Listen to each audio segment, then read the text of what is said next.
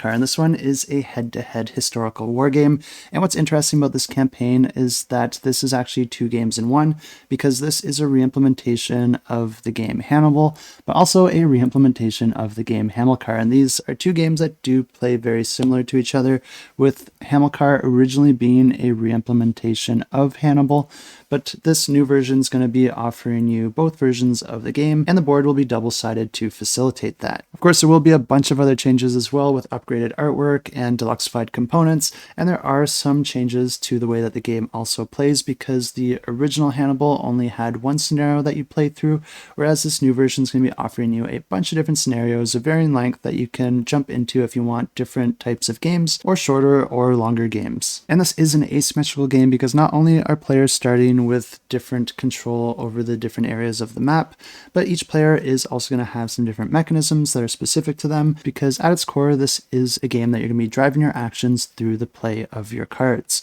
The game plays over a series of phases where at the start of each round, you're going to be gaining some new units into your supply, and then you're going to be drawing your strategy cards from your draw deck. Players will then be alternating turns, playing those cards either to spend the points that the card offers, and you can use these points to do things like deploy more units, move your units around on the board, activate your generals along with their units, or even flip these political control markers to the other side, which will give you more control over that region if you do have one of your units currently sitting on top of an opponent's political control token. But of course, each of these cards do also have some abilities on them as well, and you can instead use the card for that ability. But most of these abilities are conditional, so you do have to get the game into a certain state to be able to use those, which does make them a little bit more difficult to use, but they also are normally quite a lot more powerful. Once each player has played all of their cards, you're then going to be moving into the next phase where you're essentially evaluating the board, and players could potentially lose any of their units that they have in unfriendly spaces,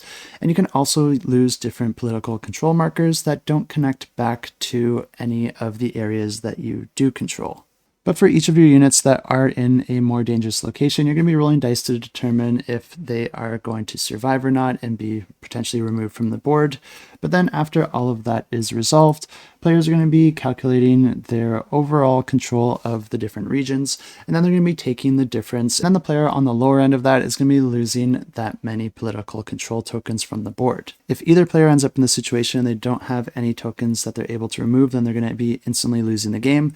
But Rome can also win the game if they control Carthage, and similarly, Carthage can also win the game if they control Rome, and these are specific areas on the board. But if neither of those things happen, then the game always does come to an end at the final round, and then at that point, it's just the player who has the most points. As always, I have a link to the campaign in the description below if you want to learn more, and you can follow along to get a free solo mode expansion added to your pledge.